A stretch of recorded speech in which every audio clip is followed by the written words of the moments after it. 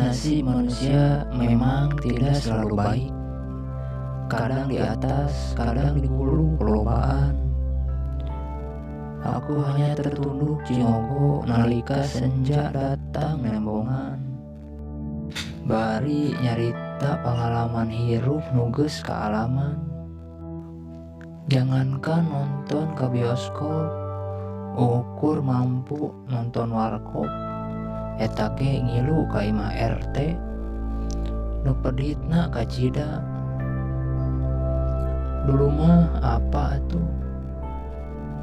Jangankan deketin kamu, dilewatin kucing aja aku malu.